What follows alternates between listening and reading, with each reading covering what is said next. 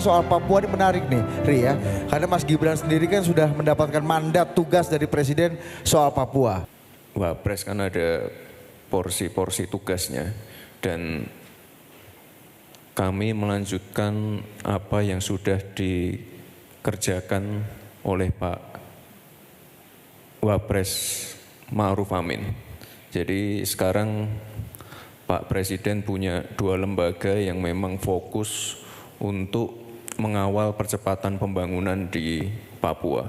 Ada BP3UKP, ada komite yang kemarin juga baru saja dilantik oleh Presiden.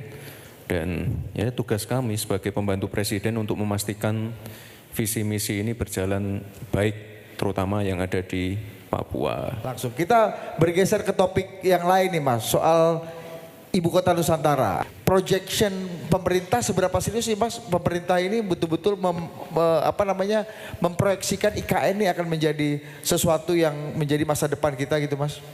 Ini IKN ya, baru Desember kemarin saya ke sana. 2 minggu setelahnya Pak Presiden juga ke sana. Progresnya cukup bagus, sesuai timeline semua. PR-nya sekarang tinggal membangun gedung legislatif dan yudikatif. Di tahun ini juga kami dari Setwapres sudah bersiap-siap untuk mengirim beberapa personil untuk berkantor di IKN juga. Jadi semuanya berprogres. Dan saya kalau ke sana tidak pernah tidur di hotel. Saya tidur di rusun ASN, kemarin nyoba di rumah menteri, kita coba semua. Mas Gibran kapan mau pindah? Ya kalau saya fleksibel, bisa berkantor di mana saja, di Papua bisa, di IKN bisa, di tempat-tempat bencana bisa. Kita kan selalu di lapangan ya, jadi sekali lagi kita sudah instruksikan untuk memulai memindahkan staf Setwapres untuk pindah ke IKN dan ya nanti ditunggu saja. Ini tinggal kita percepat saja pembangunan untuk kompleks legislatif dan yudikatif 2028 nanti dan ya tugas kita sekarang memastikan semua pembangunan berjalan sesuai timeline, visi misi Presiden berjalan dengan baik dan saya ke IKN Desember, Pak Presiden 2 minggu setelahnya juga ke IKN, ini bisa dilihat sebagai bentuk keseriusan beliau untuk menyelesaikan IKN ini. Ini datanya ini Mas, telah siap 23 tower untuk kantor bersama, ada 51 tower untuk hunian ASN Mas. Ya, itu jadi ASN-ASN yang nanti pindah ke sana juga don't worry Mas ya. Rusun, apartemen iya, udah siap. Jalan tol Balikpapan sepanjang 71 km. Bandara Nusantara sendiri panjang runway-nya udah 3.000 meter Mas ya. Yeah. Itu udah siap pesawat berbadan besar Mas ya? Sedang diusulkan untuk menjadi bandara komersil juga. Wow. Tempat ibadah Masjid Negara 98% sudah selesai. Coba ditampilkan juga. Ada gereja Basilika juga 95% Mas ya? Basilikanya kemarin kita tengok juga. Ada 3 rumah sakit Mas. Rumah sakit Kemenkes, rumah sakit Mayapada, dan rumah sakit Hermina. Total investasinya 4 triliun. Dan katanya ada 59 investor yang sudah tanda tangan perjanjian kerjasama.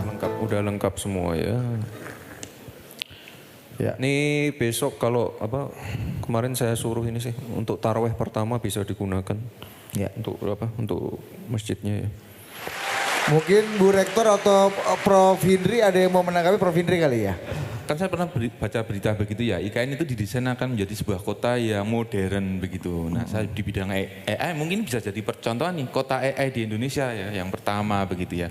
Nah ini mungkin bisa, apakah diarahkan ke situ ya sebagai kota modern dengan memanfaatkan model-model AI atau teknologi AI. Saya rasa itu akan menjadi proyek yang sangat bagus. Iya benar juga, boleh mau ditanggapi Mas? Ya kalau bicara AI, hampir sebagian besar ini ya aspek kehidupan kita sehari-hari udah melibatkan AI. Misalnya pasti nanti akan lebih digenjot lagi untuk di IKN ya. Misalnya di Jakarta ya, ini Jasa Marga udah pakai AI juga. Ini timnya anak-anak muda semua. Makanya kemarin pada waktu Lebaran tahun lalu ya, itu angka kecelakaan di tol berkurang, kemacetan berkurang. Jadi dengan AI ini kita bisa melihat kapan harus one way, kontraflow dan lain-lain. Canggih semua, anak-anak muda semua ini. Jadi ya, ini udah mau ganti topik AI? Iya boleh deh Boleh sekalian. ya, Prof. Atau Bu Rektor dulu mau ngomong soal IKN Bu sebelum kita ganti topik. Ada yang mau di ini highlight Bu soal IKN? Kalau tentang IKN, karena kami juga memiliki gereja pendukung dari Kalimantan, Gereja Kristen Evangelis GKE Kalimantan, maka tentu saja pembangunan di sana juga akan mendukung pengembangan sumber daya manusia. Gereja pendukung kami yang dari sana. Tapi juga tadi akan baik Mas Wapres kalau boleh usul teman-teman dari Papua itu juga dibukakan wawasannya, juga teman-teman, karena kami dari seluruh Indonesia ada, untuk bisa melihat IKN secara langsung, karena mereka lah yang nanti akan menjadi pemimpin di masa depan. Sehingga terbuka wawasannya, bahkan kajian-kajian penelitian, jika diperkenankan ada ruang-ruang juga buat kami para peneliti bisa ikut berkontribusi di sana. Matur nuwun. Apa minta buka UKSW cabang Nusantara Mas nanti Mas? Boleh. Hah? Bisa kita sediakan juga lahannya kalau serius di IKN. Baik, nanti kami diskusikan teman-teman, siapkah UKSW? Mantap. Oke, kita bicara soal AI sekarang Mas. Nih Mas Gibran ini kan Wapres AI disebutnya kan? Gimana sih Mas, dunia ini kan kayak apa sih? Maksudnya Mas Gibran sampai ngomong AI. Kita ini kan jadi susah bedain Mas. Yang AI yang bukan gitu kan udah. Iya ya, makanya edukasi tentang AI kan kita mulai dari tingkat yang paling muda, SD, SMP, SMA, basic prompting dan lain-lain, etika penggunaan AI. Itulah kenapa banyak sekali orang-orang yang ngedit wajahnya Pak Bahlil pakai AI juga kan.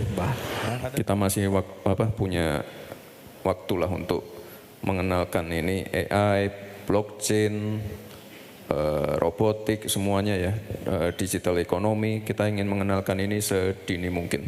Coding, ya kita bukan berarti pingin anak-anak ini jadi programmer atau apa, enggak. Kita pengen anak-anak muda itu punya critical thinking, problem solving, berpikir komputasional. Ini yang ingin kita tekankan di situ. Makanya kita gencar bicara masalah AI di sekolah-sekolah, di pesantren juga. Kemarin saya baru aja pulang dari Tasikmalaya, kita bicara AI di pesantren dan penerimaannya cukup baik dan guru-guru, santri-santri, kiai-kiai semuanya mendukung juga. Nah ini nih AI di pesantren. Dan saya kira ini udah waktunya lah untuk anak-anak muda banyak tampil, banyak mengkreasikan inovasinya, lebih adaptif. Nah ini baru 4 hari mereka udah bisa bikin kayak gini. Jadi saya kira ya progresnya cukup baik lah ya. Ini untuk sekarang pelatihan AI oleh Microsoft udah 15.000 peserta Mas di 1.300 madrasah dan pesantren. Iya, targetnya 50.000. Iya. Jadi ini kita genjot terus. Di SMA juga di lab school SMA 66. Iya. Ini ngaji pakai AI. Agak delay ya. Iya. Oke. Ada lagi enggak ya? Terus. Ngaji pakai AI itu gimana Mas maksudnya Mas? Ya dia bisa ini nanti terdeteksi yang salah-salah apa. Prof Indri ada yang mau mari, soal Prof. AI ini ada yang mau Prof ada yang mau ditanya atau? Ini ada beberapa problem yang kita sering hadapi bersama ya. Karena ketika kita bicara AI itu seringkali yang kita bicarakan masalah teknologi kan ya. Teknologi gitu. Secara adopsi teknologi kita relatif cepat begitu ya. Tetapi dari kesiapan SDM ini sebetulnya yang seringkali menjadi masalah. Karena kalau kita tahu AI ini teknologinya kan dikembangkan di negara-negara yang maju dengan kultur mereka dan kecenderungannya dipakai untuk menyelesaikan masalah mereka begitu ya. Nah sementara ketika dibawa ke Indonesia dengan kultur yang berbeda, adopsinya tentunya saja berbeda. Nah ini yang saya tanyakan, kira-kira bagaimana pengembangan ekosistem AI ya, itu ya yang dilakukan oleh pemerintah ini supaya tidak hanya kita bicara melalui teknologi, tetapi juga SDM-nya gitu ya. Seperti tadi mungkin disampaikan ada pembelajaran AI mulai level dasar. Saya rasa ini pendekatan yang bagus begitu ya. Cuma perlu menurut saya ketika kita mengajarkan itu jangan terjebak di dalam teknologi, tetapi juga pola pikir, ya pola pikir. Kemudian satu hal yang penting lagi adalah terkait dengan data sebetulnya ya. Infrastruktur. Data. Jadi AI ini kan sebetulnya masih yang belajar dari data itu. Nah sebenarnya kita ini punya kekayaan data yang luar biasa. Ada data hayati, mungkin kesehatan, begitu. Nah selama ini nih mungkin belum ada policy yang kemudian bisa mengukur supaya data ini bisa menjadi kekuatan kita di dalam mengembangkan AI supaya tidak menjadi konsumen. Nah ini kira-kira pengembangan ekosistemnya yang dirancang pemerintah seperti apa ini ya Mas Gibran? Itu. Ya, mulai pertanyaannya serius nih Mas. Boleh tambahkan dong Mas? Yang jelas ini Pak, pemerintah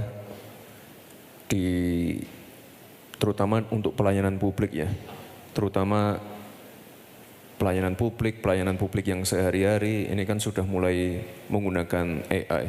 Terutama yang itu tadi ya, saya perlihatkan jasa marga ataupun misalnya di... Kalau di tol tuh gimana Mas di jasa marga Mas? AI-nya dalam fungsi apa Mas? Enggak, kalau kita, dia bisa analyze traffic, kapan harus one way, kapan harus kontraflow.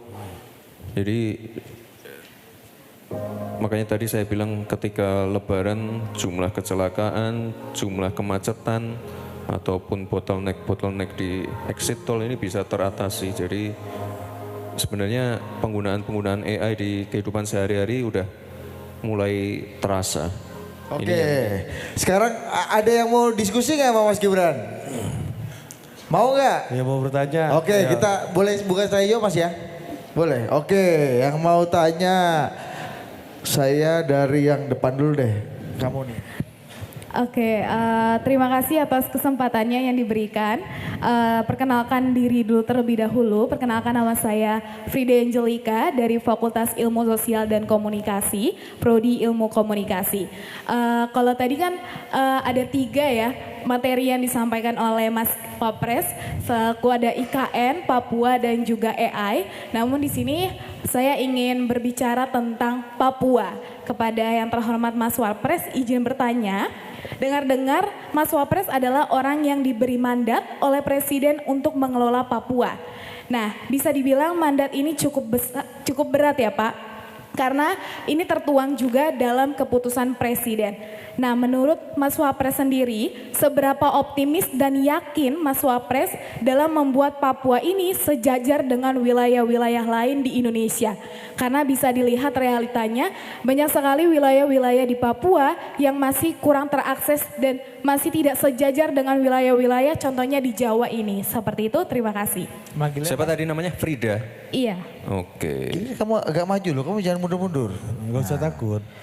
Ya sesuai mandat yang ada, kita kan memang ditugaskan untuk mengawal pembangunan ini di Papua ya. Kalau optimis, saya optimis. Tapi yang namanya pembangunan itu kan tidak hanya 1 tahun, 2 tahun. Pembangunan kan berkelanjutan, tidak bisa instan. Jadi apa yang saya tampilkan tadi ini kan hanya baru beberapa persen. Nanti ke depan di tahun ini, tahun depannya lagi akan kita genjot terus program-program yang ada sesuai visi misi dari Pak Presiden. Asalkan ini setiap dana otsus, APBD, kegiatan-kegiatan kementerian lembaga yang ada di sana itu dikawal bersama. Kalau saya sendiri nggak mungkin bisa, harus dibantu oleh gubernur, bupati, wali kota, tokoh adat, tokoh masyarakat, anak-anak muda, mahasiswa Papua. Jadi setiap rupiah yang disalurkan ke sana itu benar-benar bisa berimpact ke warga. Jadi jangan sampai ada lagi, mohon maaf, temuan-temuan atau ada yang kena OTT. Ya ini nanti yang memperlambat pembangunan di Papua. Makanya terkait eksekusi lapangan, penggunaan APBD, APBN, ini kan semuanya sekarang termonitor ya. Udah ada versi digitalnya juga. Jadi ini saya harap teman-teman Papua yang ada di sini ikut mengawal, ikut memonitor, ikut mengevaluasi, ikut memberi masukan terkait pembangunan yang ada di Papua. Sekali lagi, pembangunan itu nggak mungkin 1 tahun, 2 tahun selesai, nggak. Ini berkelanjutan semua. Seperti yang ada di IKN tadi, nggak mungkin hanya berhenti di pembangunan fisik saja. Yang non fisik kan juga harus dikebut. Transisi pemerintah dari pemindahan dari Jakarta ke IKN itu kan juga harus dikebut dan dikawal. Jadi saya kira ini tantangannya banyak, tapi saya yakin Papua bisa maju, visi misi dan program presiden bisa berjalan dengan baik di sana, asalkan semuanya ikut mendukung. Oke. Pertanyaan saya Pak Wapres, berbicara mengenai digitalisasi dan AI. Tadi Bapak sempat juga mention bahwa Indonesia ini sebagai negara berkembang, kita memang dilihatnya sebagai market. Nah kebetulan dari program Bapak mengenai digital talent, itu kan kita pasti melahirkan talenta-talenta yang melek AI dan digital. Dan Indonesia ini menjadi market, pasar global untuk AI sudah masuk beberapa. Ada seperti Microsoft, Nvidia, kemudian Google. Nah, yang jadi pertanyaan saya bagaimana strategi Bapak untuk supaya digital talent kita ini memiliki hubungan yang resiprokal dengan investasi dan juga transfer teknologi di Indonesia. Sehingga Indonesia ke depannya kita bisa shifting dari market ke inventor, Pak. Terima kasih. Oke. Charlo, jurusannya apa? Agroteknologi. Agroteknologi, Mas. Masa depan juga ini nih. katanya Bu Rektor yang ikut ke Turki itu ya? Benar, Pak. Apa penemuannya apa? Kemarin kita mengembangkan tentang inovasi untuk aklimatisasi, jadi kita perlengkap juga alatnya itu dengan AI, Pak. Untuk kultur jaringan. Oh iya? Itu apa? Lomba berarti atau kompetisi? Kompetisi dunia, Pak, dan puji Tuhan kita masuk 10 besar kemarin. Oh iya? Oh, mantap. Tahun ini ada yang berangkat lagi Bu Rektor? Tahun ini? Iya, tiap tahun ada. Tiap tahun ada. Ya. Mereka mencari kompetisi dunia dan kita buat squad khusus untuk mengikuti kompetisi internasional. Nggak, saya kira kita harus apresiasi UKSW ya, karena sudah secara konsisten mengirim mahasiswanya ke luar negeri untuk mengikuti kompetisi-kompetisi seperti ini. Ya ini caranya biar kita tidak selalu jadi pasar ya harus seperti ini. Harus adaptif, inovatif, dan inovasinya jelas dan punya impact untuk kalau tadi untuk pertanian ya. Kita tiap tahun selalu memonitor anak-anak yang berprestasi atau penemuan-penemuan yang inovatif seperti ini. Kalau tahun lalu anak SMA sih, itu juara juga di Turki. Dia pernah saya posting di Instagram juga. Dia ini juara nomor 1 kalau nggak salah. Itu mesin robot pembersih pembersih terumbu karang. Jadi itu saya kira sangat baik sekali ya. Dan kalau sekarang di pemerintahnya Pak Presiden Prabowo ini kan lagi gencar-gencarnya swasembada pangan ya. Jadi penting sekali untuk pemanfaatan AI, misalnya untuk mengecek pH tanah, lalu drone untuk penyemprotan misalnya pupuk atau pestisida. Ini saya kira ini salah satu cara lah untuk sekali lagi untuk peningkatan kapasitas pertanian kita dan juga ini biar anak-anak muda bisa terlibat lagi di pertanian. Jadi saya kira ini kita apresiasi ya Bu Rektor ya, UKSW yang selalu adaptif, inovatif, mengirim anak-anaknya ke luar negeri untuk bersaing dengan negara-negara lain. Dan ya kalau kita di luar negeri bersaing dengan negara-negara lain kita nggak kalah kok. Jadi terima kasih ya. Kalau misalkan dari Turki kemarin memang kita mengembangkan satu inovasi yang menurut kami dan karena kami butuh kolaborasi terhadap pertanian waktu itu, jadi kami kolaborasi dengan Charlotte. Kami berisikan 7 tim dengan satu pembimbing Bu Maria Enggar. Jadi kemarin kita mengembangkannya, untuk AI-nya sendiri kita menggunakan beberapa algoritma Pak. Jadi ada computer vision, terus untuk datasetnya modelingnya kita menggunakan random forest dan juga regresi linear untuk kalibrasi datanya dengan parameternya suhu, temperatur, lalu intensitas cahaya dan lain-lain. Jadi itu nanti untuk tanamannya hanya seperti diinkubasi pada bayi, Pak. Jadi tanamannya dimasukkan kemudian nanti tinggal ditaruh di open field begitu. Sebelumnya perkenalkan, nama saya Dewangga dari Fakultas Ilmu Kesehatan Prodi PJKR. Siapa namamu? Prodi apa? PJKR Pak. PJKR itu apa? Olahraga. Oh, Penjaskes. Iya. Iya. Anak olahraga ada nggak di sini anak olahraga? Anak fitness? Oke, lanjut. Izin bertanya Bapak mengenai pembangunan di IKN tadi. Tadi Bapak sempat bilang kalau pembangunan di IKN dipercepat ya Pak. Nah, saya sempat baca juga, sempat dengar di berita juga, katanya nanti untuk pusat pemerintahan juga dipindah di IKN. Nah, kira-kira mulai kapan Bapak berkantor di IKN? Dan apabila berkantor di sana, apakah masih tetap efektif dalam mendukung kinerja pemerintahan atau berkantor di IKN hanya sebagai suatu simbolik saja? Mohon izin, terima kasih Pak. Mantap. Kalau pindah kapan tadi sudah saya jawab ya. Kita udah instruksikan staf Setwapres untuk memulai memindahkan secara bertahap ke IKN. Karena ini saya lihat kantornya juga udah mulai jadi. Dan kalau tidak salah di tahun ini tuh ada dari Menpan RB ya, ada 4.000-an ASN yang mulai dipindahkan juga ke sana. Ada 4.000-an ASN. Jadi ini nanti bertahap semua sampai 2028 nanti. Karena yang paling penting ini kan eksekutifnya udah jadi nih.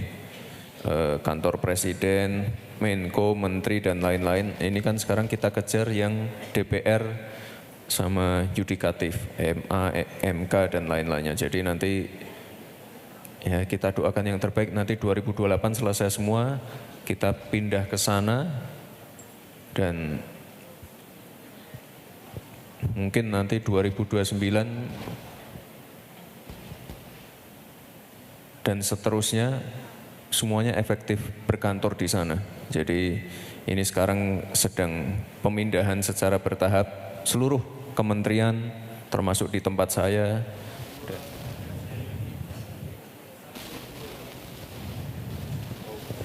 Oke. Tepuk tangan dulu.